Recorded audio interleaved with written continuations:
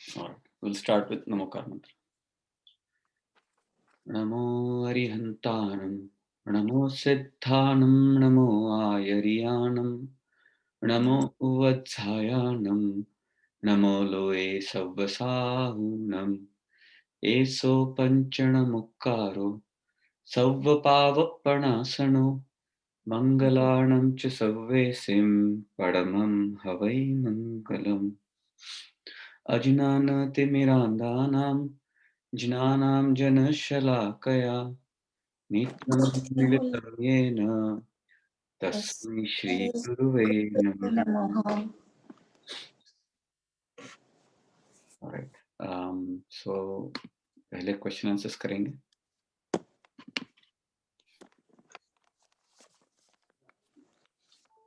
ज़्यादा क्वेश्चंस थे नहीं. Relatively simple questions थे. Almost सभी के right आए.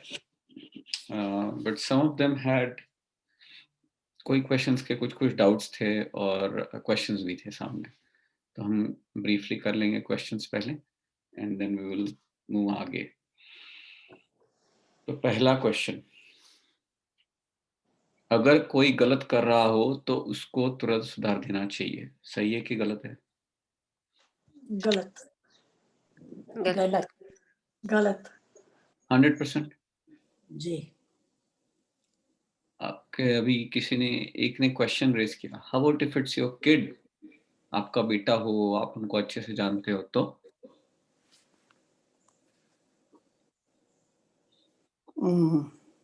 अब क्या करें? राइट? या. तो फिर That is a different than telling somebody older person.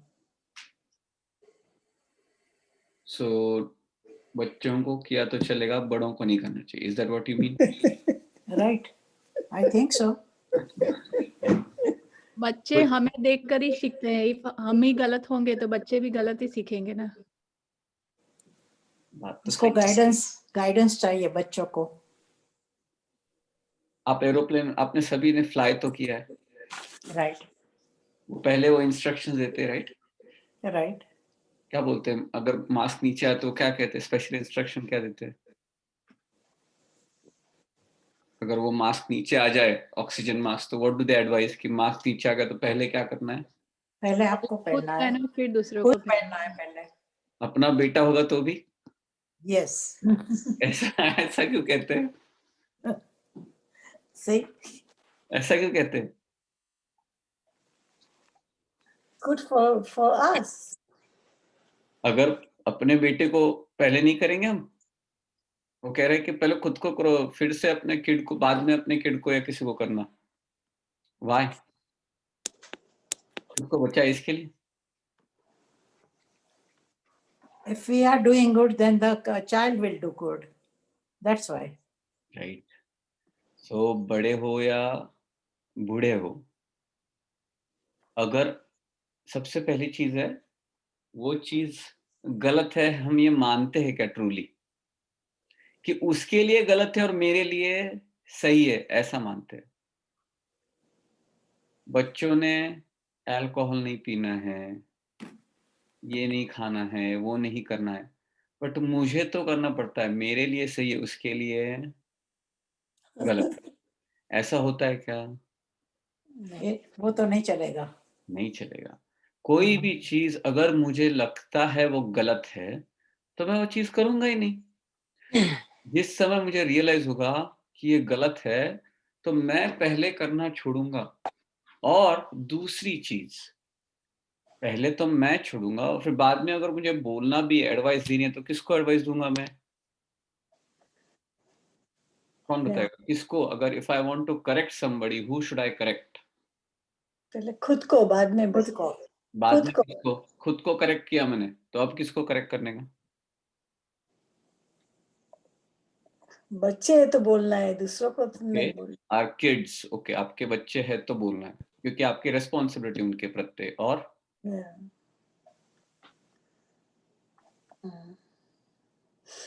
दूसरा किस?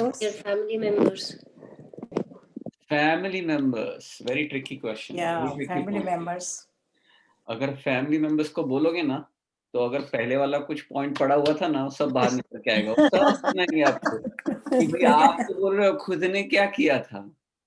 तो फैमिली मेंबर्स को अगर कोई पूछे नहीं तो जाके करेक्ट नहीं करना है। माता-पिता, मदर एंड फादर विवेक और विनय के साथ, देखो विवेक और विनय के साथ दोनों चीजें चाहिए। बड़ों को अगर करेक्ट कर रहे हैं तो पहले विवेक होना चाहिए और विनय होना चाहिए। विनय होना चाहिए। विवेक मतलब नॉलेज होना चाहिए, सद्बुद्धि होनी चाहिए, कहाँ पे किस तरह से बोलना है ये बुद्धि होनी चाहिए, और विनय पूर्वक उनका अपमान ना हो, ये ध्यान रख के उनको गलत, नहीं तो चिल्ला के उनको गलत बोलना है, बात नहीं है, सही नहीं है। विनय भी चाहिए, विवेक भी चाहिए, दोनों चाहिए, तब जाके आप अपने माता-पिता को, क्योंकि अगर माता-पिता हमें सच्चा मार्ग पता चल गया और बाद में रियलाइज हुआ कि अपने माता-पिता उस मार्ग पर नहीं है, तो हमें सम्मान पूर्वक, विनय के साथ, विवेक के साथ उनको सच्चे मार्ग का गाइडेंस देना है। तो एक हो गया आपके बच्चे, दूसरे हो गए पेरेंट्स विथ विनय और विवेक, और तीसरा होता है अगर आपको टीचर है, आप टीचर हो तो बच्चों, आपके स्टूडेंट्स को, या तो आपको किसी ने आके पूछा तब, बाकी जाके दुनिया को, अपने स्पाउस को नहीं, अपने बाकी मतलब बाकी के किसी की भी प्रत्ये आपकी ये रिस्पॉन्सिबिलिटी नहीं बनती है कि उनको जाके करेक्ट करो, क्योंकि आप ये करते-करते उनको शायद इस चीज़ से और दूर लेके जाओगे। क्योंकि अगर उसके साथ जो कषाय अंदर अपने जो इमोशंस पड़े हुए थे, अभी मैं दिखाती हूँ वो क्या गलत कर रहा है, मैं बोलता हूँ। अंदर से अगर ये भाव हो कि मुझे समझ में आ गया, तुझे नहीं समझ में आता है, मैं तुझसे बेटर हूँ, ये सबकॉन्शियस बिलीफ काफ़ी बार अपने में पड़ी रहती है। और जब ये सबकॉन्शियस बिलीफ होती है, तो वो कषायों को बढ़ाती है, कषायों को फायर अप कर देती है, बहुत ज़्यादा पहले से जो पड़े उनको बढ़ा देती है। तो ये सभियों से गलती होती है, बट हमें रियलाइज़ करना है कि अरे हम ये कर रहे हैं, इसके लिए कॉन्टेम्पलेशन कि मैंने क्या गलत किया पूरे दिन में।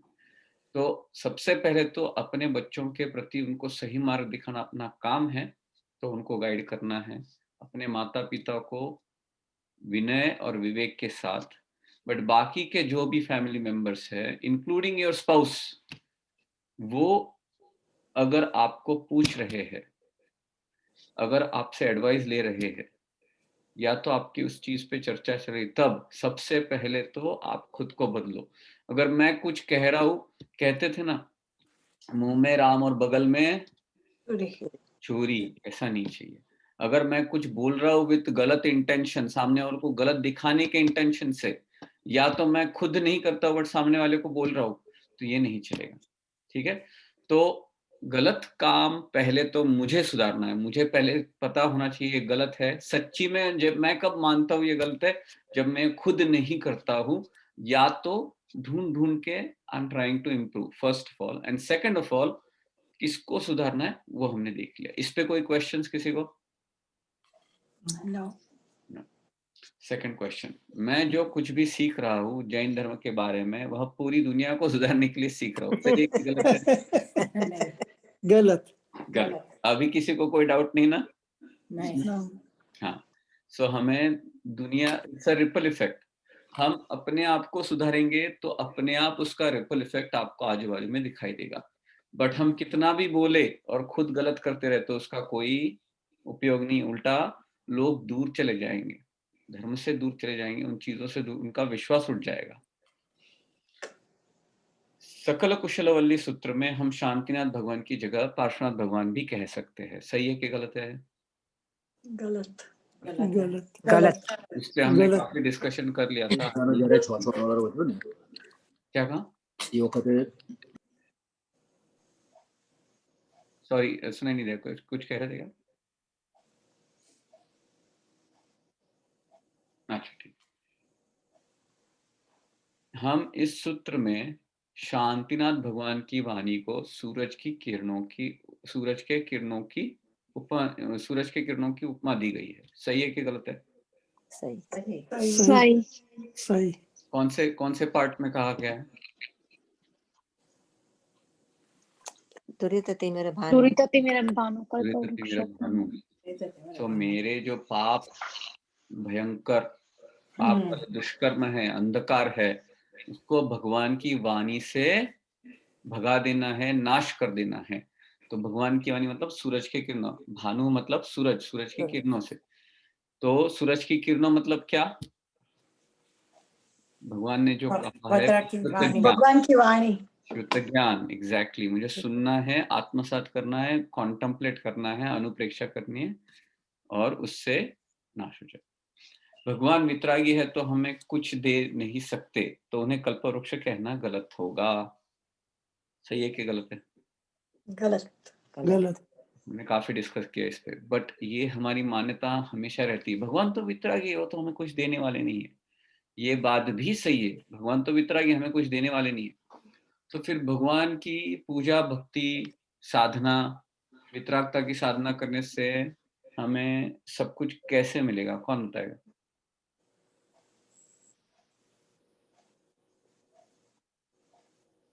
भगवान वितरागी है, वो तो हमें कुछ देने वाले नहीं, बट भगवान की भक्ति, वंदना, उनकी शुद्ध ज्ञान को सुन के समझना, उनकी साधना करना, इसके बारे में मनन चिंतन करना, इससे मुझे सब कुछ मिल जाएगा, ऐसा कैसे?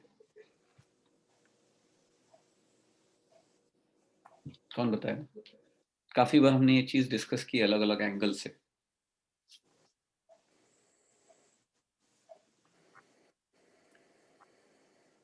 Nobody? भगवान की वाणी शुद्ध ज्ञान से ही हमें सब कुछ मिला है। अगर भगवान मतलब भगवान अपनी सिर्फ आत्मा में लीन रहते और हमें उपदेश नहीं देते, तो हमें आज तक ये वितराग मार्ग पता ही नहीं चलता। मोक्ष मार्ग के बारे में कुछ भी नहीं मालूम चलता। और ये सिर्फ भगवान की ही भगवान की वाणी जो शुद्ध ज्ञान के द्वारा हमें मिली है, उसके कारण ही आज हम ये वितरागता के मार्ग पर चल रहे हैं। और इसके बिना मोक्ष मार्ग या मोक्ष जाना संभव ही नहीं है। सही बात है। अभी वितराग के मार्ग पे चल रहे हैं कि नहीं, that is everybody can assess for themselves, but बात बिल्कुल सही है। बट ये तो हो गया आध्यात्मिक सुख की बात है, तो हम संसारिक सुख कैसे मिलेगा हमको?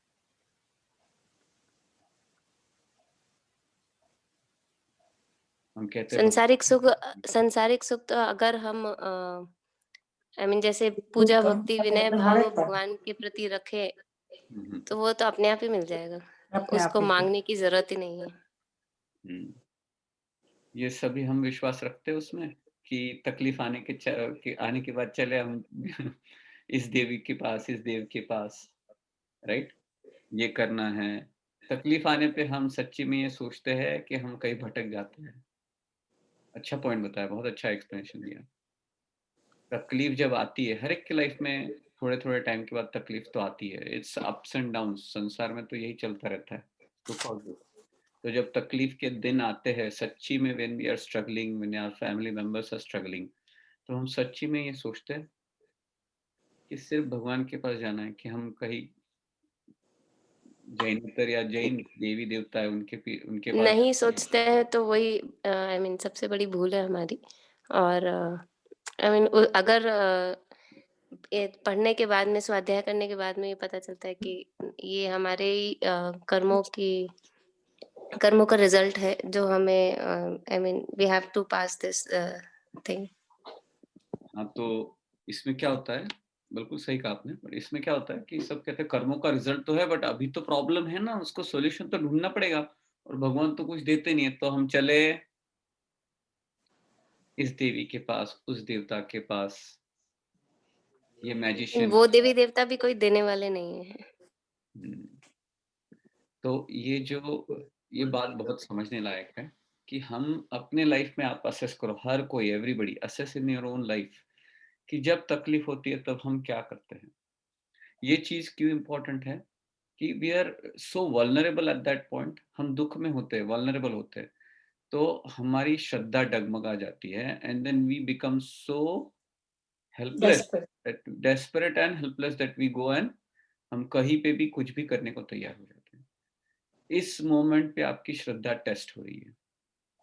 अगर आप भगवान की भक्ति करोगे, ये तो टेम्पररी है, ये पता है।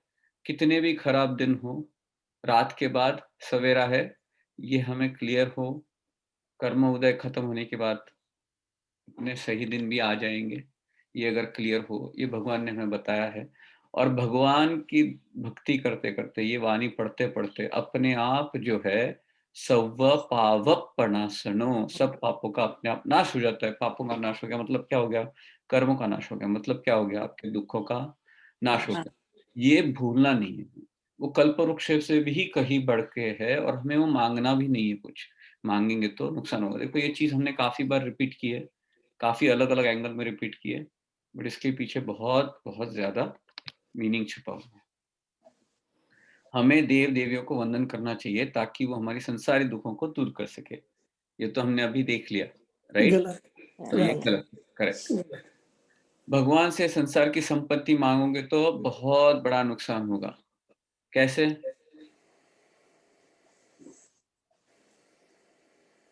कैसे? और कर्म बढ़ेंगे। और कर्म बने। आपने जो पुण्य कर्म किए, मतलब आपने जो भगवान की भक्ति की, तो ऑटोमेटिक शुभ भाव होता है, अच्छे भाव आते हैं, और उससे ऑटोमेटिक अच्छे कर्म बनते हैं। तो अच्छे कर्म तो उसका संसारिक फ्रूट देके ही जाएंगे। बट अगर हम कुछ मांगते हैं तो अंदर से अपनी कितनी सारी गलत फहमी है, first of all, right? False information, misbeliefs, और उसकी वजह से हम वो चीज मांग रहे हैं। मतलब ये मिथ्यात्व का बहुत बड़ा एक पॉइंट है कि इसकी वजह से हम इतने खराब कर्मों को अट्रैक्ट करते हैं। और जो अपने पुण्य कर्म थे, उनमें जो ऑलरेडी कैपेसिटी थी, जैसे आप उस पुण्य कर्म से आपका राज्याभिषेक होने वाला था, तो आपको, जो आप एक कंट्री के राजा होने वाले थे, you will and up getting something like minuscule, like कि भाई थोड़ा बहुत 1 आध किलो सोना मिल गया जैसे, तो we will be so happy, मुझे 1 आध किलो सोना मिल गया। बट ये समझ लेना कि this could have been million times much more और ट्रिलियन टाइम्स इवन। बट हमने ये जो गलती की, उसकी वजह से कितना बड़ा नुकसान हो गया। तो कभी कुछ मांगना नहीं है, अपने आप मिलता जाएगा। बच्चों को सुधारने के लिए, बदलने के लिए खुद को बदलना जरूरी नहीं है, ये हमने डिस्कस किया, राइट? गलत monkey C monkey do. Right बच्चे आप जो बोलते हैं वो नहीं फॉलो करते हैं, आप जो करते हैं वो फॉलो करते हैं। राइट तो एवं कुछ गलत कर रहा है तो मुझे समझ में आ जाता है, I am doing something wrong. वो एक मिरर है मेरे लिए, और अगर वो कुछ गलत कर रहा है, that means it is a reflection of me. जैसे डॉक्टर अरुण गांधी, जो महात्मा गांधी के ग्रैंडसन थे, I think, grandson I think grandson. तो उन्होंने बहुत अच्छी स्टोरी लिखी, जैन वे ऑफ लाइफ में योगेंद्र जी ने वो स्टोरी वहां पे बताई थी कि जो उन्होंने, वो जो स्टूडेंट्स, साउथ अफ्रीका में खेत में उनका घर था, तो उनको है ना ज्यादा फ्रेंड्स के साथ जाने का मौका मिलता नहीं था। तो एक बार उनके पिताजी ने कहा कि हम शहर में जाके सारी चीजें खरीदी करके आएंगे, और उसमें टाइम लगेगा, तो यू नो गाड़ी की सर्विसिंग वर्विसिंग करा लेना। But this guy was so desperate कि कितने दिन से जाने को नहीं मिला, तो मूवी वूवी देखने चला गया और सब लेट हो गया।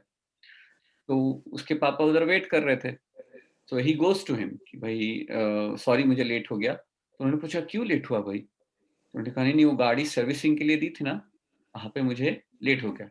बट उस बंदे को पता नहीं था कि मेरे पिताजी ने तो वहां पे गैरेज में फोन करके चेक कर लिया था, वहां से तो गाड़ी कब की निकल चुकी थी।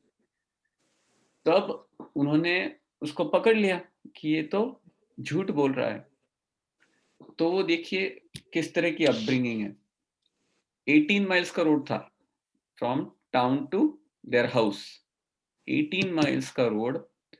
उन्होंने कहा कि मेरी अपब्रिंगिंग में कुछ गड़बड़ रही होगी कि you had to lie to me, मुझे झूठ बोलना पड़ा तुम्हें मुझे आकर के झूठ बोलना पड़ा। That reflects on my upbringing of you. तो मैंने कुछ गलती की और मैं इस पे सोचने वाला हूँ। और कब सोचने वाला हूँ? यहाँ से पैदल चलते चलते घर जाऊंगा और रास्ते में सोचूंगा। तो वो 18 माइल्स 5.5 घंटे तक वो अपने सूट में थे, फॉर्मल शूज में थे, 18 माइल्स चले और इस बंदे को अंदर से रियलाइज हुआ कि मैंने कितनी बड़ी गलती की थी। He was following him in his car for 18 miles. तो इतना उसको अंदर से वो कहता है, आज तक मैंने, तब से मैंने डिसाइड किया मैं कभी मेरे पिताजी को झूठ नहीं बोलूंगा। The point was, how was the upbringing? Punish बच्चे को करने से जगह खुद को पनिश किया, क्योंकि it is my mistake that I did not teach him to be truthful. ये गलत बोल रहा है, इसकी झूठ बोल रहा है, मतलब मेरी गलती है। And that's such a powerful non-violent way of teaching and learning something. वो महात्मा गांधी जैनिज्म में कितने इन्फ्लुएंस थे? उन्होंने पांचों व्रतों को, अनुव्रतों को अपना लिया था, राइट? जब वो श्रीमद राजचंद्र के शिष्य बने। तो काफी जैनों को तो पता नहीं है कि महात्मा गांधी के गुरु जैन थे और उन्होंने वो पांचों व्रत जैनिज्म से अपनाए थे। सो बच्चों को सुधारने के लिए, बदलने के लिए खुद को बदलना बहुत जरूरी होता है। पहले ज्ञान फिर ध्यान, ज्ञान के बाद अनुप्रेक्षा करना अत्यंत जरूरी होता है। सही है कि गलत है? सही सही है। This is very important. हम कितना भी पढ़ ले और उस पे अनुप्रेक्षा न करे, उस पे रिफ्लेक्शन ना करे, उस पे कॉन्टेम्पलेशन ना करे, उसको अप्लाई नहीं करे, तो it is as good as waste. As good as waste समझना बहुत जरूरी है। नहीं तो हम कितना कुछ कर लेते हैं। मेरे एक दोस्त था, वो पूजा करता था एवरीडे, सब कुछ करता था, और वो कहता था कि मुझे पता है भगवान तो वितरागी है, और तो वो पूजा करता था और बोलता था पूजा करने के बाद मैं ऐसे ही सोचता हूँ कि मेरे कषाय चले जाए भगवान की पूजा करते वक्त। और फिर मैंने कहा कि फिर पूजा करने के बाद क्या सोचता है? वो सोचने लगा कि यार मैं तो कुछ सोचता ही नहीं हूँ, और सोचता नहीं हो तो बदल नहीं आता है, और बदल नहीं आता है, बदलाव नहीं आता है, तो हमेशा गुस्सा। वैसे उसके गुस्से से सभी डरते थे, बहुत जल्दी नाराज होता था। पूजा एवरीडे कर रहा है, सब कुछ कर रहा है, स्वाध्याय कर रहा है, बट चिंतन मिसिंग था, रिफ्लेक्शन मिसिंग था। तो उसके बाद उसने जो लाइफ में चेंजेस लाए, द पॉइंट वाज, वो रिफ्लेक्शन वाला पार्ट नहीं हो तो आप वही चीज डेली करते रहे तो वो रिफ्लेक्स बन जाता है।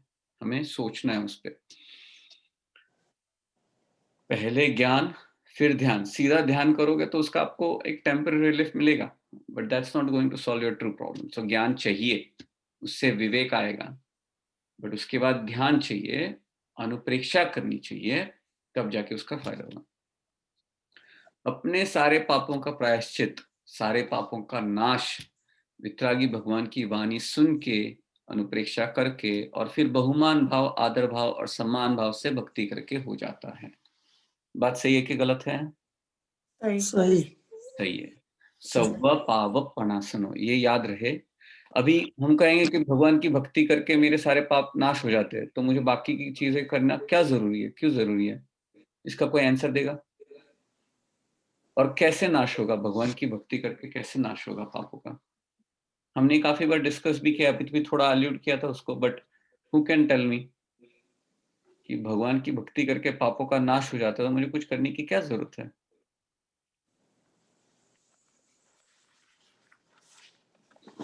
प्रायश्चित कैसे हो जाता है भगवान की भक्ति करके, आराधना करके?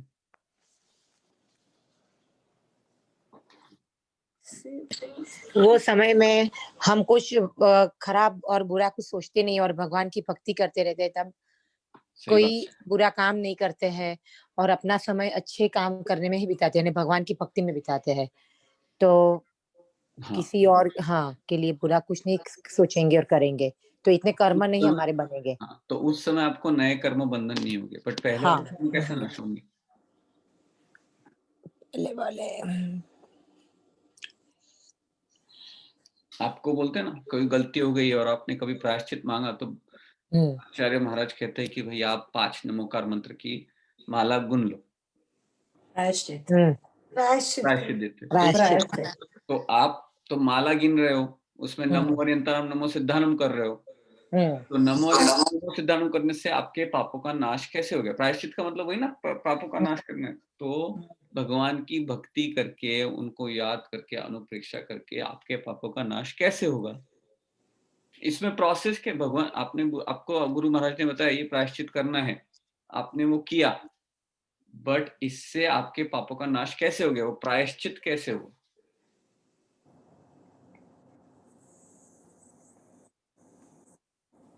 क्वेश्चन समझ में आ रहा है सबको? चीजें हम डेली करते भी है, बट कभी रुक के सोचते नहीं। सोचते भी होंगे काफी लोग, बट अगर नहीं सोचा हो तो सोचने लायक एक चांस मिला है हमें, कि हमें गुरु महाराज ने कहा कि 5 नमोकार मंत्र की माला गुन लो, और मैंने वो गुन ली और मेरे पापों का नाश हो गया। ऐसा कैसे? फिर रिपीट नहीं करने का। रिपीट नहीं करने का तो आगे की बात है, मैं तो अभी जब गिन रहा हूँ तब पहले के पाप नाश हो गए, ये कैसे? आगे तो नहीं होगा, वो बात समझ गया। अगर मैं आगे जाके रिपीट नहीं करता हूँ तो मेरे नए नहीं बनेंगे, सही बात है, आई गेट दैट। और जब कर रहा हूँ तब भी मैं अच्छा सोच रहा हूँ, इसके लिए मेरे नए नहीं बन रहे, ये भी सही समझ गया। बट क्वेश्चन इज पहले वाले पापों का नाश कैसे हो गया? You took responsibility of that. Responsibility ली, ठीक है। आप माफी मांगते हैं उसकी? तो वो तो क्षमा करते हो, अलग से क्षमा मांगते हो, तो उसमें नमोकार मंत्र में कहा उसको क्षमा मांगी हमने। और जब पंच परमेष्ठी को याद करते हैं, उनके गुणों को याद करते हैं और उनके जैसे हमें बनना है उस पे चिंतन करते हैं, तो प्रायश्चित होता है। Excellent, excellent. सो ये बात बहुत इंपॉर्टेंट है, उनको याद करेंगे, उनके गुणों को याद करेंगे, तब ये भी याद करेंगे मेरा स्वरूप भी ऐसा है। तब ये साथ में पंच परमेष्ठी को जब याद करते हैं तो उनके हम बहुत आदर भाव, बहुमान भाव होता है, और फिर यही याद करते हैं कि मेरा स्वरूप भी ऐसा है। तो मेरी जो गलत मान्यता है वो टूट जाती है। जैसी गलत मान्यता टूट जाती है तब मैं कौन हूँ उसमें लीन होने लगता हूँ, और जब ये लीन होने लगता हूँ जब इस तरह से, तो मेरे सच्चे भाव कौन से? क्षमा भाव है, क्षमा, विनय, सरलता, संतोष, सम्यक्त्व, ये सब अंदर से जागने लगता है। जैसे ही सम्यक्त्व आ जाता है ना, सारे अनंतानुबंधी पाप एक समय में नष्ट हो जाते हैं। अनंतानुबंधी जो श्रेणी के पाप होते हैं नष्ट हो जाते हैं। तो ये बात समझना जरूरी है। देखिए कैसा everything is so inter related. जब आप उनके बारे में जानोगे तो बहुमान भाव आएगा, जब उनके बारे में सोचोगे तो और बहुमान भाव तो बढ़ेगा, बट आपका सच्चा स्वरूप समझेगा। और जैसे आप उनको और याद करोगे और बहुमान भाव करोगे तो आपके पहले वाले कर्म ऑटोमेटिक टूट जाएंगे। और जब ये करते रहोगे तो पॉजिटिव कर्म साथ में आते जाएंगे, और ऑटोमेटिक संसारिक सुख तो बिना मांगे मिल जाएगा, बट आपको उसकी पड़ी नहीं, आध्यात्मिक सुख, द रियल ट्रेजर भी साथ में मिल जाएगा। देखिए एक ही चीज करते करते आप कहां से कहां पहुंच जाएगा। बट अगर समझेंगे नहीं तो वो दवा पॉकेट में लेके डॉक्टर के पास, डॉक्टर ने जो दवा दी थी वो सिर्फ पॉकेट में लेके ही घूम रहे हैं। पूरी लाइफ वही करते हैं हम, दवा खाने की जगह साथ में लेके घूमते हैं, और अर्थ का अनर्थ। राइट? Any questions? देखो सिंपल क्वेश्चंस थे, फिर भी कितनी चीजें यहाँ पे सीखने लायक थी जो हमने लास्ट टाइम करी थी उसमें से। Any questions anybody?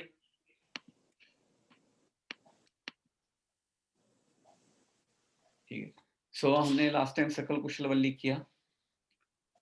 अभी इसके बाद आती है एक चैत्यवंदन स्तुति आती है भगवान की। आप तो कोई भी कर सकते हो। जब चैत्यवंदन करते हो एक्चुअली आप 24 तीर्थंकर में से कोई भी तीर्थंकर की कर सकते हो। जो तीर्थंकर है सामने, अपने यहाँ पे पार्श्वनाथ भगवान है, महावीर स्वामी है, तो जो भी भगवान है उनकी आप स्तुति करते वक्त उनका चैत्यवंदन कह सकते हो। तो I am not covering that here, हम सीधा आगे बढ़ेंगे, क्योंकि हर जगह प्रतिक्रमण में अलग चैत्यवंदन आता है। चैत्यवंदन एक्चुअली यहाँ पे उसको चैत्यवंदन ही कहते हैं, बाद में उस स्तुति को भी चैत्यवंदन कहते हैं। तो वो हम नहीं करेंगे, वो आप डायरेक्टली कर सकते हो। It's very in simple language, कोई भी लैंग्वेज में कर सकते हो, गुजराती में भी होती है, हिंदी में भी होती है। So you can find and you can do it. अभी हम सूत्र पे आगे की, उसके बाद वाला जो सूत्र है चैत्यवंदन के बाद, वो है जनकिंची सूत्र, श्री जनकिंची सूत्र। देखिए 4 लाइन का है, बहुत सिंपल है, कितना पावरफुल है अभी समझेंगे। So please repeat after me. जंकिंची नाम तिथम जंकिंची नाम तीर्थम तीर्थम सग्गे पायली मानुसे लोए सगे पायली मानुसे लोए जाइम जिण बिंबाइम जायम जिणम बिंबायम ताइम सव्वाइम वंदामि। तायम सवायम वंदामि।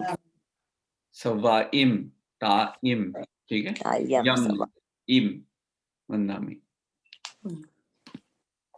तो इसमें कहाँ पे मिस्टेक्स होती है? मानु से लोए होता है, मान से लोए नहीं। फिर जाई नहीं, जाइम जिण बिंबाइम, और जिण होता है वो न नहीं, ण वाला न। जिणम तो और बिंबाई नहीं, बिंबाइम, यम भी नहीं, इम। यहाँ पे भी ई है, वो इम है एक्चुअली, इट्स नॉट तायम। ई, राइट? सो ये सारी मिस्टेक्स बोलते वक्त देखिए 4 लाइन में भी कितनी सारी मिस्टेक्स होती है, तो प्लीज मेक श्योर आप बाय हार्ट करें और करेक्ट करें। Let's do the meaning of this. पहले तो शब्दार्थ करेंगे। इसको सर्वतीर्थ वंदना भी कहते हैं, सर्वतीर्थ वंदना सूत्र। इस सूत्र में सभी तीर्थों की वंदना होती है, तो इसका थोड़ा करेंगे। जंकिंची नाम तीर्थम, जो कोई नाम मात्र तीर्थ है, कहाँ पे? सग्गे पायली मानुष्य लोए। सग्गे मतलब स्वर्ग में, पायली मतलब पाताल में, मतलब नरक में, मानुष्य लोए मतलब मनुष्य लोक में। 3 लोक होते ना, 3 लोगों के नाथ, 3 लोक के नाथ हम कहते हैं ना, 3 लोक के नाथ। तो कौन सा? ऊर्ध्वलोक, मध्यलोक और अधोलोक, या तो स्वर्ग, मनुष्य लोक या पाताल लोक। ये 3 हो गए, 3 लोक। तो सग्गे पायली मानुष्य लोए, लोक में, लोक मतलब दैट एरिया। जाइम जिन बिंबाइम, जिन बिंब, जो जिन प्रतिमाएं है। अभी देखो, भगवान की प्रतिमा को जिन बिंब कहते हैं। बिंब मतलब क्या? प्रतिमा। हम्म? प्रतिमा।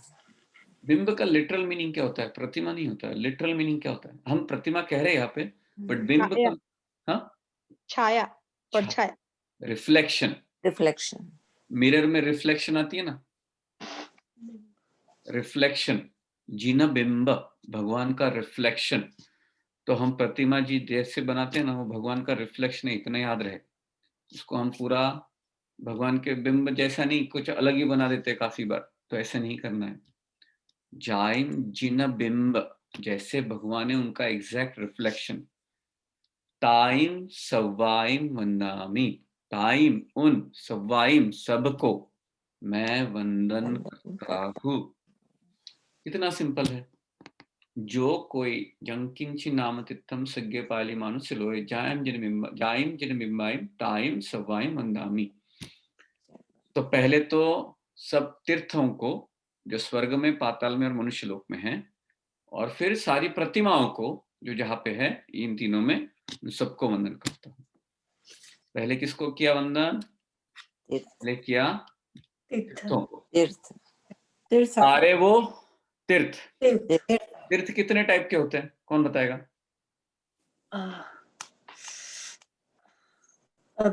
बे Correct.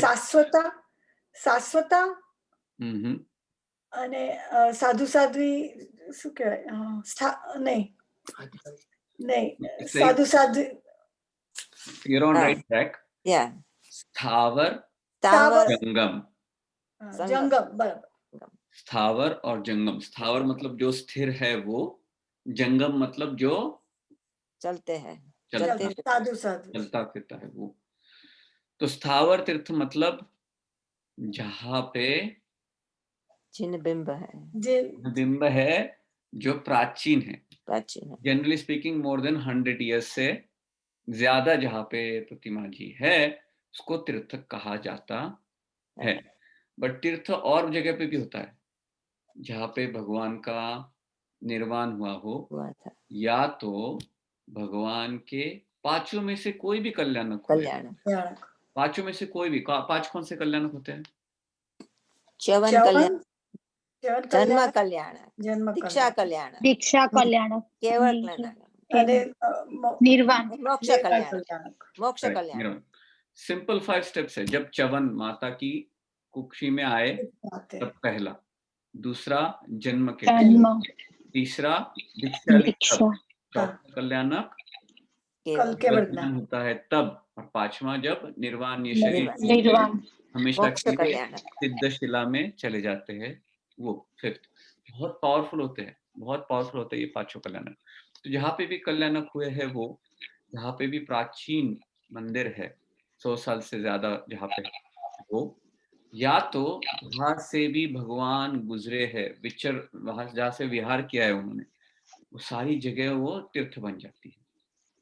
इतने पावरफुल होते हैं ना कि उनकी जगह जहाँ पे उनका स्पर्शन भी हुआ है ना, वहां पे वो चीज पवित्र पावरफुल बन जाती है, पॉजिटिव वाइब्रेशन इमिट करती है।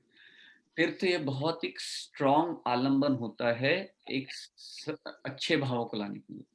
कभी अगर कोई तीर्थ क्षेत्र में जाते हो ना, तो आप शांति से बैठना उधर, तो आपके मन में कितने भी विचार आते होंगे, सिर्फ वहां से शांति से बैठने पे आप देखोगे कि काफी सारे जो ये कषाय है मंद पड़ जाते हैं।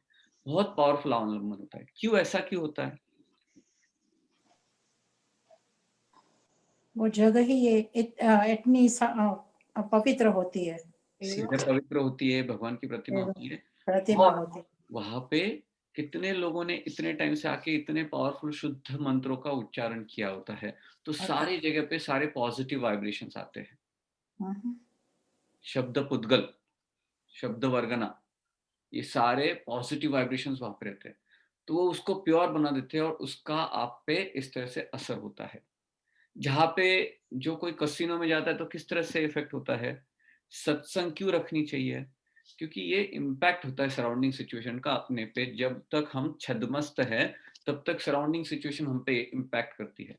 काफी लोगों को कहते हैं नहीं, मैं इस एनवायरनमेंट में होता हूँ ना तभी बहुत अच्छा लगता है, तभी मुझे सूझता है कुछ, मैं वहां पे जाता हूँ ना तभी मुझे फ्रेश फील होता है, एक हिल स्टेशन पे जाता हूँ तो बहुत अच्छा लगता है। तो हर एक जगह पे वाइब्रेशंस होती है। जो मंदिर में इतने पवित्र मंत्रों का, इतने पवित्र भगवान की वाणी का रिपीटेशन होता है कि वो जगह बहुत पावरफुल और अच्छी हो जाती है। अभी जो है तीर्थ यात्रा करना मतलब कैसी यात्रा करना होती है? हम यात्रा करने जाते हैं तीर्थ यात्रा में, तो कैसे जाते हैं? या तो गाड़ी में, ट्रेन में, बस में, कभी फ्लाई करके। हमें समझो के चार ऐसे, पहले तो बताइए मुझे, अपने 24 तीर्थंकर में से सारे तीर्थंकर कौन से जगह से मोक्ष गए? कौन बताएगा तीर्थों के नाम? 20 went for समेत शिखर। नेमनाथ भगवान जूनागढ़, गिरनार, वासुपूज्य चंपापुरी, वासुपूज्य चंपापुरी, अष्टापद आदिनाथ। अष्टापद आदिनाथ। कौन बचे अभी? हाँ अभी एक महावीर बचा। स्वामी पावापुरी। पावापुरी। वासुपूज्य स्वामी कौन से नंबर के भगवान? चंपापुरी। कौन से नंबर के? 12वां, 12th। सही है, सही है। और नेमिनाथ भगवान कौन से नंबर के हैं? 22। 22। आदिनाथ भगवान तो सबको पता है, कृष्ण के पहले वाले अष्टापद। और सबको पता है पावापुरी। तो ये चार, ये 5 हमारे इम्पोर्टेंट हो गए, क्योंकि ये तो भगवान वहां से मोक्ष में गए। करेक्ट। तो हम जब जाते हैं तीर्थ यात्रा करने, तो हम समझो कि आप गिरनार गए दर्शन करने, पूरा पहाड़ चढ़े, 4000 स्टेप्स, 5000 स्टेप्स चढ़े ऊपर, भगवान की वंदना की, पूजा की अच्छे से और आए। कितने लोग ऐसे हैं जो घर से निकलने के बाद गिरनार जाने तक और गिरनार से पूजा वंदन करके आने तक, ये जो जर्नी है उसमें भगवान का नाम लेते हैं या तो बाकी की सारी चर्चा करते रहते हैं। देखो, जब तीर्थ यात्रा चलती है ना, तो तीर्थ यात्रा जब घर से निकलते हो ना, तब से कि मुझे भगवान के पास जाना है, तब जाते जाते आप भगवान के बारे में सोचते हो, उनकी स्टोरीज पढ़ते हो, उनके स्वाध्याय करते हो, उनका डिस्कशन करते हो, ग्रुप में क्वेश्चन आंसर्स करते हो। ये एक्चुअल यात्रा उसे कहते हैं, ना कि हम पूरे टाइम घूमने गए, यहाँ पे खाना खाया, वहाँ पे रेस्टोरेंट में रहे, वहाँ पे क्या क्या डिस्कशन किया, साथ में कुछ और देख लिया, गाड़ी में मूवी देख ली, कुछ वीडियोस, बातें, हम पत्ते खेलते हैं, क्या क्या करते हैं, और फिर 15 मिनट के लिए भगवान के पास जाके बैठते, या तो कोई 1 घंटा या 2 घंटा, और बाकी के जो जाने आने के, किसी को 1 दिन लगता है, किसी को 2 दिन लगता है, किसी को 8 घंटे लगते हैं जाने के आने के, ये सब मंदिर में छोड़ के बाकी के सारे काम। तो यात्रा में आपने सन्मार्ग में आगे बढ़े कि गलत मार्ग का, हम गलत सारे सारे खराब कर्मों का ज्यादा हमने इकट्ठा करके आए। देखो, यात्रा में निकलते हो पूरी प्लानिंग के साथ कि कौन से बुक्स पढ़ेंगे। हाँ, बोरिंग होता है ना, स्टोरीज पढ़ो, हर चीज साथ, बच्चे हैं साथ में, बच्चे को स्टोरीज बहुत पसंद होती है, बड़ों को भी पसंद होती है, बच्चों को भी पसंद होती है। हमारे पास एक्सक्यूजेस बहुत होते हैं, बट सॉल्यूशन भी सामने होता है। वहां पे गए तीर्थ यात्रा करने, और फिर आके वहां का दही बहुत बढ़िया होता है, वहां का जूस बहुत बढ़िया होता है, वहां का शरबत बहुत बढ़िया होता है, वहां की चिक्की बहुत सही होती है, वहां के जो मुखवास होता है बहुत बढ़िया है, वो लेके आना पक्का। हमारे दिमाग में क्या रहता है, मंदिर में गए तो 15 मिनट में जल्दी जल्दी करो, नहीं तो पूजा मिस हो जाएगी, और उसके बाद जल्दी जल्दी निकलो। फिर घर पे आने के बाद पूछा कि भाई कैसा था वहां का माहौल, कितने प्रतिमा जी थी, कौन सी पूजा करी, क्या चल रहा था। अरे वो तो टाइम नहीं हुआ, बहुत जल्दी में थे, इतनी जल्दी थी, हमको टाइम ही नहीं मिला देखने को। फिर बाद में पूछो कौन से रेस्टोरेंट में खाना खाया था, हाँ वहां का ये बहुत बढ़िया है, वहां पे रात को तो घूमने जाना ही चाहिए, रास्ते में हम वहां पे गए। देखिए, हम तीर्थ यात्रा करने जाते हैं तो ये क्लियर गोल साथ में रखे कि तीर्थ यात्रा करने जा रहे हो तो इतना टाइम तो कम से कम दे कि जाते वक्त मैं 2-3 घंटा ये स्वाध्याय करूंगा, ये डिस्कशन करूंगा, इसकी चर्चा करूंगा। वहां पे जाने के बाद इतना तो ध्यान रखूंगा कि अगर रास्ते में तो नहीं ध्यान रख सकता, बट उस गांव में मैं होटल में नहीं खाना खाऊंगा, मैं रात को नहीं खाऊंगा, मैं सिर्फ और सिर्फ भोजनशाला में खाऊंगा। घर पे आने के बाद बाकी कोई डिस्कशंस नहीं, सिर्फ डिस्कशंस तीर्थ के बारे में, भगवान के बारे में, हिस्ट्री के बारे में, भगवान की जो आज्ञा है उसके बारे में। तो हमें तीर्थ यात्रा को सच्ची में यात्रा बनानी, ना कि सिर्फ तीर्थ स्टॉप। एक तीर्थ एक स्टॉप नहीं लेना है, तीर्थ एक यात्रा बनानी है, right. So going right the time, from the time you leave your house till the time you come back, हम क्या कर रहे हैं एक बार लिख के देखना कि सच्ची में हमने कितना टाइम भगवान के लिए दिया, खुद को समझने के लिए दिया, वर्सेस कितना टाइम पाप कर्मों जमा करने में दिया। मेरा खुद का काफी अनुभव है इसमें, और मुझे पता चलता है कि मैंने भी काफी गलत चीजें बहुत ज्यादा बार की है। अभी अभी रिसेंटली जो मैंने यात्राएं की, तब हमारा डिस्कशन काफी अलग लेवल पर चलता रहा। हमारे साथ टीचर्स थे कुछ, उन्होंने हमें बहुत समझाया, बहुत सीखने को मिला। तो तब जाके समझा कि हम क्या गलत कर रहे थे। नहीं तो सारे सॉन्ग्स चल रहे हैं, अलग अलग चीजें खेल रहे हैं, हम खाना कुछ खा रहे हैं, कभी रात को खा रहे हैं, कभी क्या कर रहे हैं, कितनी हिंसक कार्य कर रहे हैं। और हम कहाँ गए थे, तो तीर्थ यात्रा करने गए थे। वहां पे जाने के बाद भी हम सब तो तीर्थ तारे वो तीर्थ, बट हम ऐसा काम करेंगे तो तीर्थ यात्रा के नाम पे हम कुछ गलत करके खुद डूब जाएंगे। संसार सागर से तरना है तो सही तीर्थ यात्रा करनी है, ठीक है। तो तीर्थ कहाँ पे जा रहे हैं, क्यों जा रहे हो, पूरा इतना याद रहे कि जहां पे मैं जा रहा हूँ ना उसका पूरा स्टडी करके ही आऊंगा। अगर आप इतना भी करो तो काफी सारी चीजें आपको सीखने को मिलेगी। तो ये याद रहे, तारे वो तीर्थ।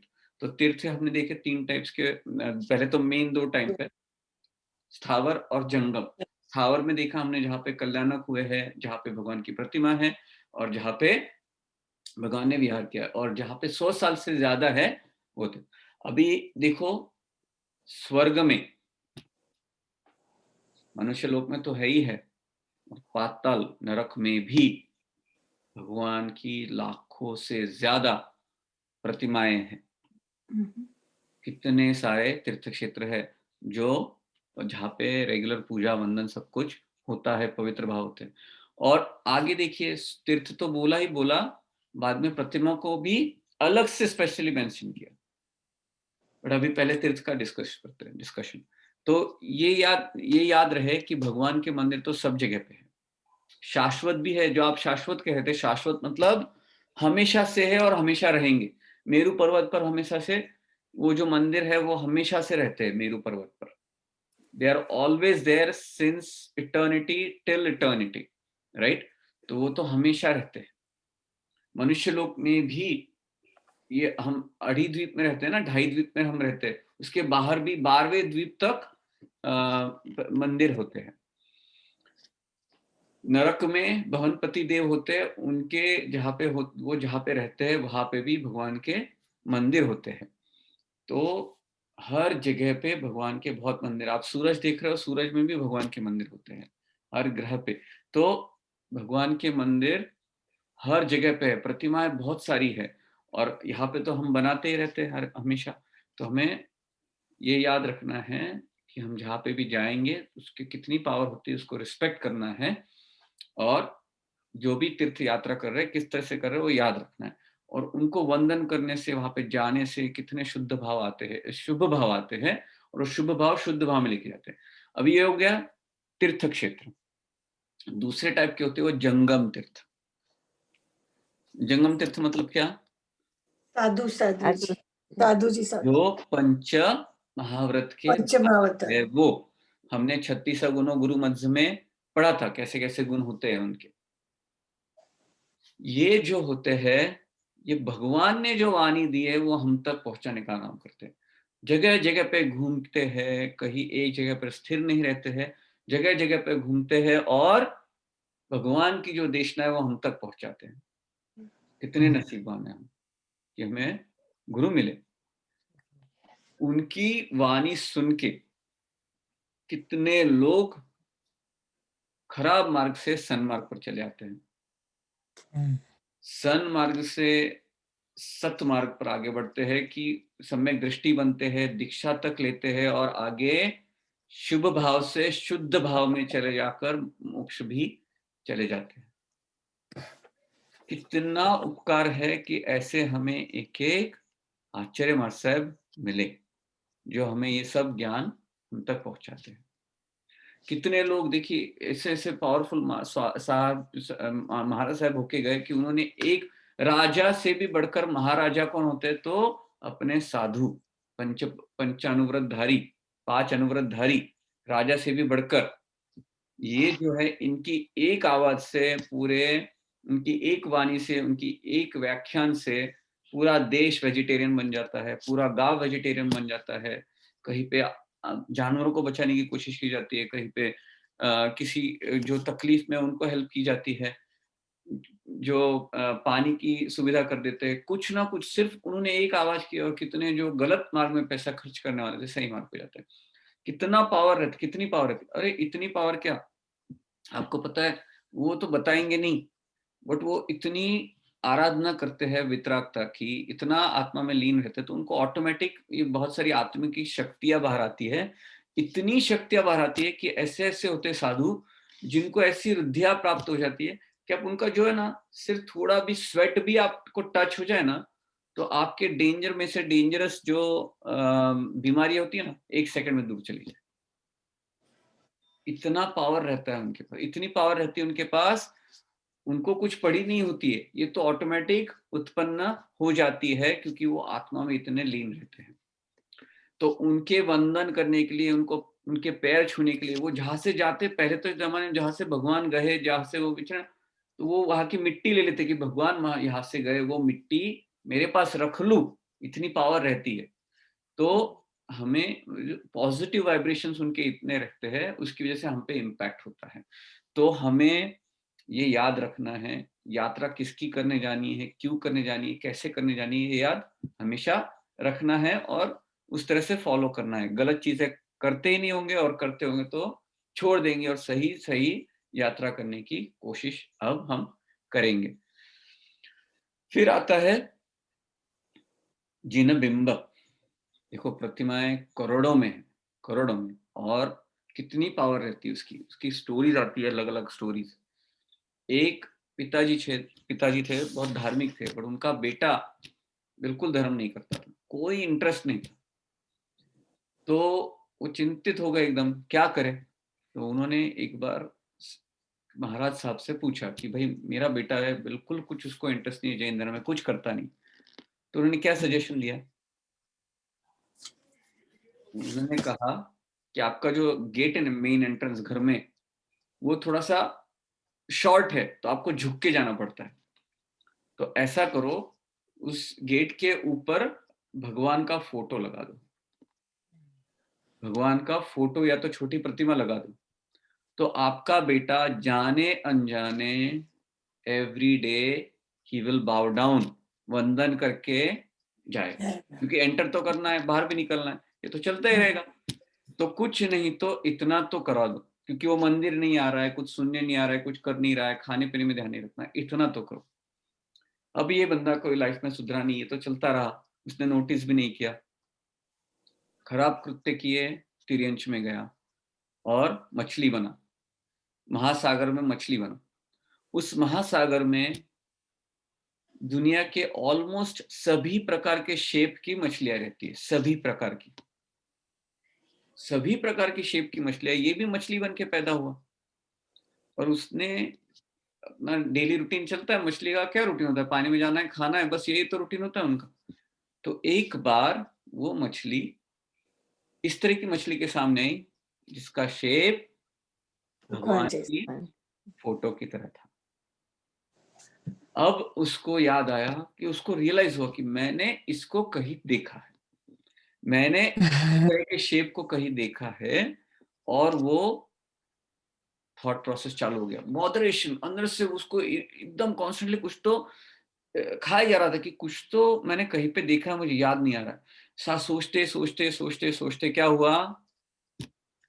जाति स्मरण ज्ञान। जाति मतलब खुद का, खुद के पास्ट टेंस का जाति मतलब खुद का, जाति स्मरण ज्ञान हो गया, मतलब खुद के पास्ट लाइफ का उसको याद आ गया, पास्ट लाइफ उसको याद आ गई। उसको याद आया कि मैं तो जैन धर्म में पैदा हुआ था, जहाँ पे सारी सुख सुविधा थी, जैन धर्म मेरे बाजू में था, बट मैं अभागा, कभी गया नहीं, कभी कुछ किया नहीं, और आज जाके मैं मछली बन के पैदा हो गया। देखो कहाँ से कर्म का खेल, देखो कहाँ फेंक दिया। हमारे कृत्य डिसाइड करते हैं हम क्या बनने वाले हैं नेक्स्ट लाइफ में। बहुत आइसक्रीम पसंद है तो नेक्स्ट भाव में उस आइसक्रीम में से जो बग निकलता है वही अपना भवितव्य, अपना फेट। किसमें ज्यादा राग द्वेष करेंगे तो उसका किस तरह से हो गया है, तो उसको ब्रेक करने का भी सॉल्यूशन है कि अगर वो राग द्वेष होता है तो उसको कैसे ब्रेक करे, उसका भी सॉल्यूशन होता है। तो उसको याद आ गया। फिर उसके बाद उसने काफी सारी, तब जाके जितना भी उसको कुछ याद था, जितना भी पापा ने बचपन में सिखाया था, मम्मी ने बचपन में सिखाया था, वो याद आया, और वहां से लेके उसने काफी सारी चीजें छोड़ दी। मछली के भाव में भी काफी सारे विचार चेंज कर दिए, और उसको आगे देवलोक में उत्पन्न हुआ। तो ये तो एग्जाम्पल है जिसने कभी किया नहीं। अभी हम इस भाव में आ गए और हम गड़बड़ क्या करते हैं, हम अगले भाव में अच्छा करेंगे, इसके लिए अभी से रिक्वेस्ट करते रहते कि अगला भाव मुझे अच्छा मिल जाए, अगले भाव में ये हो, नेक्स्ट भाव में मेरा ये काम हो, नेक्स्ट भाव में ये काम हो। नेक्स्ट भाव अच्छा मतलब क्या? नेक्स्ट भाव अच्छा मतलब यही कि मुझे जैन धर्म में जन्म मिले और जिनवानी मिले, और ऐसी करने की भावना हो कि मैं उसको फॉलो करूं। अगर हम ये सब नेक्स्ट भाव के लिए मांग रहे हैं, तो पहले ये याद रखे कि इस भाव में हमें ये सब मिला है और हम कर क्या रहे हैं। अगर आज नहीं कर रहे तो कल करेंगे, इसकी गारंटी क्या? जो कुछ नहीं कर रहा है, अगर आप ऐसे फैमिली मेंबर्स को जानते हो जो कुछ नहीं कर रहा हो, उनके लिए बात अलग है। बट अगर आप जानते हो, समझते हो, और फिर भी नहीं कर रहे हो, तो गड़बड़ है, बिग टाइम गड़बड़ है। क्योंकि हम जो मांग रहे हैं ना, वो हमें अभी भी मिला है, और अभी भी अगर वैल्यू नहीं कर रहे तो फिर से लेके क्या फायदा। तो मुझे तब जाके क्या करना है ये पहले सोचो, और फिर रियलाइज करो कि एक्चुअली मुझे ये तो अभी करना है, और मैं अगर ये अभी करूंगा तो ये ऑटोमेटिक नेक्स्ट लाइफ में मिल ही जाएगा। तो जिन बिंब बहुत पावरफुल होता है। जिन बिंब भगवान का रिफ्लेक्शन है, उसको गड़बड़ मत करो, उसको पूरा कवर मत कर दो। भगवान वितरागी है, वही सच्चा स्वरूप है, वही आनंद स्वरूप है, वही मुझे सच में बनना है। और वो आप भगवान को देख के आपको याद आना चाहिए, इस तरह से याद रहे हमेशा। उनको वंदन करना, उनको याद करना, उन्होंने जो बताई है वो चीजें उसको याद करना, उसको 23 आवर्स फॉलो करना, तब जाके 1 घंटे जाके उनको वंदन करके थैंक यू बोल के आना। तो मंदिर में जा रहे हो तो याद रहे हो थैंक यू करने में जा रहे हो, भगवान की प्रतिमा। अगर दर्शन नहीं होते तो अंदर से होना चाहिए कि मैंने भगवान के दर्शन ही नहीं किए कितने दिनों से। अंदर से रियलाइज होना चाहिए। खुद के घर में प्रतिमा जी रखो। इस देश में तो एवरीडे पॉसिबल नहीं है, तो खुद के घर में रखो भगवान, एक पवित्र जगह पे रखो और एवरीडे सुबह दर्शन करो। हो सके तो बाद में भी करो, बट एवरीडे कम से कम करो, क्योंकि उनको देख के याद आना चाहिए कि मेरा सच्चा स्वरूप क्या है, इनके मेरे पर कितने उपकार है और मुझे करना क्या चाहिए। ये रिमाइंडर मिलता है और फिर बाकी के 23 घंटे हमें वो प्रैक्टिस करना है, ये भी याद रहे। और नेक्स्ट दिन उसके लिए थैंक यू बोलना कि मैं पहले 23 आवर्स के लिए फॉलो कर पाया। तो ये हमेशा याद रहे। एक एक प्रतिमा में आपको अलग लेवल पे लेके जाने की ताकत होती है, आपको सम्यक तो दिलाने की ताकत होती है, बट उसके साथ साथ उसका विवेक भी होना चाहिए, विनय भी होना चाहिए। तो जिसको कुछ नहीं है, सब गलत कर रहा है, उसके लिए ये ठीक है कि अगले भाव में उसको अच्छी बुद्धि मिले, इसके लिए मांग रहे हो। बट अगर आपको सब कुछ मिला है तब आप क्या कर रहे हो? तो सब कुछ मिलने के बाद भी अगर मैं कुछ नहीं कर रहा हूँ आज, तो कल करूंगा इसकी क्या गारंटी? क्योंकि मैंने कभी, जब मेरे पास था तब मैंने जाना ही नहीं, समझा नहीं मुझे क्या करना चाहिए क्या करना नहीं चाहिए। तो अगर मैं आज नहीं समझा तो कल कैसे कर पाऊंगा? इसके लिए मेरा गोल है कि आज मैं भगवान ने जो कहा है उसे समझना है, जानना है और प्रैक्टिस करना है। ऑटोमेटिक आपके नेक्स्ट भाव की बुकिंग हो जाएगी, सही आपको चीजें ऑटोमेटिक मिल जाएगी, उसको अलग से मांगने की जरूरत नहीं है। तो तीर्थ का भी उतना ही इम्पोर्टेंस है। तीर्थ के हर, जो तीर्थ में जाते हो तो वहां की हर चीज इंपॉर्टेंट होती है, और सबसे ज्यादा इंपॉर्टेंट तीर्थ में भगवान की प्रतिमा होती है। तभी तो उसको देखने के लिए इतनी लाइन होती है, आपको कम टाइम मिलता है, आपको स्पर्शन करने के लिए बहुत कम मौका मिलता है, क्योंकि उससे भी ज्यादा पावरफुल, सबसे ज्यादा पावरफुल भगवान की प्रतिमा होती है। और भगवान की प्रतिमा के वंदन करना, उनको याद करना, उनके गुणों को याद करना और किस तरह से नमस्कार करना है, वो भी हम नमोत्थनम सूत्र में आगे सीखेंगे। नमोत्थनम नेक्स्ट टाइम स्टार्ट करेंगे। We will go over every single word and how powerful it is. वैसे ये गंधर्व ने रचा था ये सूत्र, जंकिंची, और नमोत्थनम जो आएगा वो भी गंधर्व ने सूत्र बनाया हुआ है। और नमोत्थनम के चैत्यवन के बाद हम जंकिंची નમુત્થુણમ ઇન્દ્ર મહારાજે નથી લખ્યું શક્રસ્તવ કે છે એટલે शक्रस तो उसको इसलिए इसके लिए कहते हैं कि इंद्र महाराजा भी बोलते हैं, उससे Okay. भगवान की स्तवना करते हैं, इसके लिए शक्र मतलब वो इंद्र का एक उपमा है, इंद्र की एक उपमा है। इंद्र को शक्र भी कहते हैं। शक्रस्तव नमोत्थनम को बोलते हैं, बट उसकी रचना तो गंधर्व ने की है। ઓકે ठीक है। तो जंकिंची सूत्र कितना छोटा सूत्र है, कितनी सारी चीजें समझाई है। तो ये याद रहे कि सिर्फ मंदिर में जाना क्या है, कितने मंदिर बनाए उसमें क्या है, ऐसा कभी मत बोलना गलती से भी। हमें उसको रिस्पेक्ट करना है, उसकी पावर को रिस्पेक्ट करना है और खुद के लाइफ में उसका इम्पैक्ट होने देना है, तो हम पॉजिटिव लाइन में जा सके। और जब भी मौका मिले, जितनी बार भी मौका मिले, भगवान के दर्शन करने, तीर्थ क्षेत्र में जाना है। और मंदिर यहाँ पे लिमिटेशंस है, तो घर पे तो भगवान की प्रतिमा तो रख के शुद्ध जगह पे पवित्रता को मेंटेन करके करना है। ठीक है। Anybody has any question before we complete our class for today?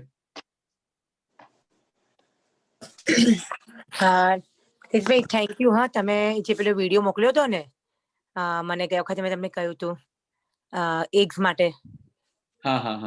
હા, તો હું તો અમે લોકો, મારો સન મોટો છે ને, અમે લોકો કોઈ કશું નથી ખાતા, પણ એને ખાલી ખાવું તો એટલે એ રીતે ને એને એક્સરસાઇઝ કરીને પેલું બોડી મેન્ટેન કરવા માટે. પણ તમે વિડીયો મોકલ્યો ને એ જોઈને પછી મેં ખાલી રાત્રે જસ્ટ 2 to 3 સેન્ટેન્સ લખ્યા કે મને સહેજે નથી ગમતું. એના સિવાય તને જે પણ જોઈતું ને બનાવી આપીશ. પછી તમે જે વિડીયો મોકલ્યો તો એ મોકલ્યો તો એણે મને સવારે આવીને કીધું મમ્મી હવે હું નહીં ખાઉં. થેન્ક યુ વેરી મચ કે તમે પેલો વિડીયો પણ મોકલ્યો અને ખરેખર એણે માની લીધું. તો I think બીજા કોઈ મોકલ્યો હશે, I think ગ્રુપમાં મોકલ્યો. ના, તમને જ પેલો મરઘીને પેલા ઈંડા કેવી રીતે કરે પેલો એના માટેનો વિડીયો તમે જ મોકલ્યો તો તરત મને. ઓકે. સોનલ બેને ગ્રુપમાં સોનલ did it. સોરી તો મને okay. Sonal did. Thank you for sharing that. Thank you for sharing Sonal બેન. અને બહુ સારું થયું. હા. But that was the points that we covered are for everybody. ये तो યા એટલે આજે તમે પોઈન્ટ કવર કર્યો એ મેં યા સારું, very good, very good. Any other question?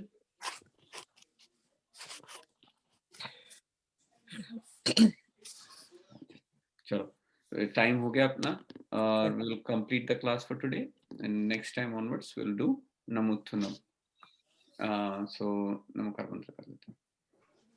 नमो अरिहंताय, नमो सिद्धाय, नमो आयुर्वेदाय, नमो बुद्धिविद्यायानम, नमो ईशवसाय, ईशो पंचनमस्कार, सर्वपापप्रणाशनम,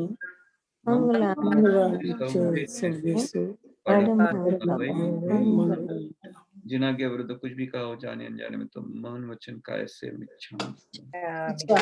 इच्छामि दुक्कडम. Thank you. Thank you, Prita.